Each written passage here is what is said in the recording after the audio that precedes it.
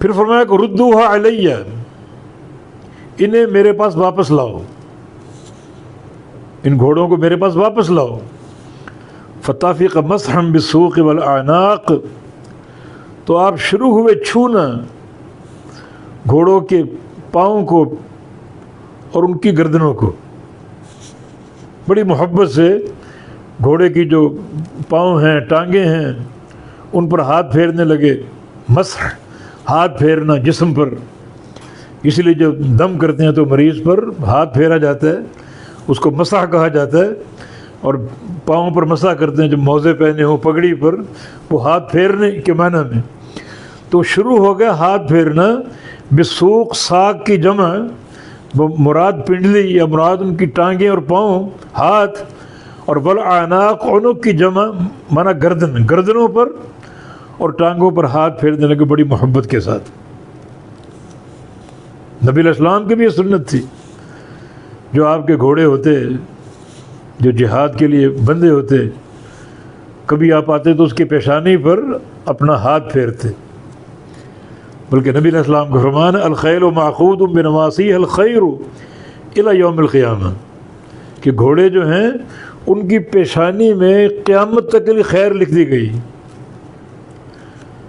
قیامت تک کے لیے باعث خیر ہیں یہ گھوڑے،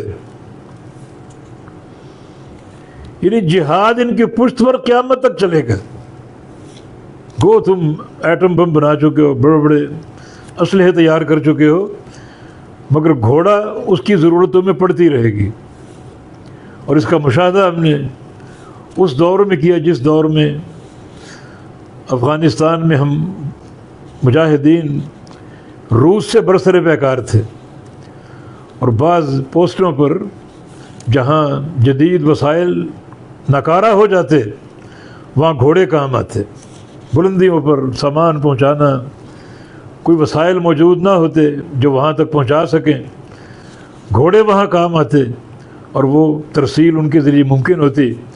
تو نبی علیہ السلام کا فرمان بالکل حق اور سچ ہے کہ گھوڑوں کی پیشانی پر قیامت تک کے لیے خیر ہے۔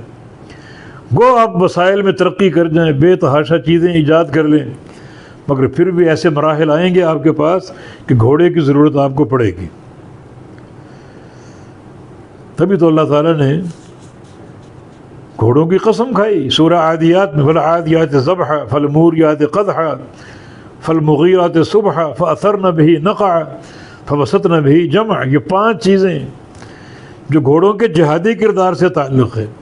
فالعادیات ضبحا، ان گھوڑوں کی قسم جو مالک کے اشارے پر دوڑتے ہیں، اتنا تیز دوڑتے ہیں کہ ہانپنے لگتے ہیں مگر پرواہ نہیں کرتے۔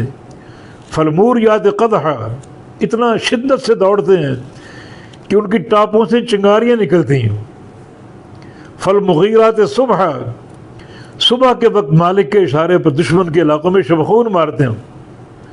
فاثرن بہ نقعا، اور میدان جہاد میں اتنی شدت سے دشمن کا مقابلہ کرتے ہیں، مالک کے اشارے پر دوڑتے ہیں، آتے ہیں، جاتے ہیں کہ گرد و غبار اڑتا ہے بے تحاشا۔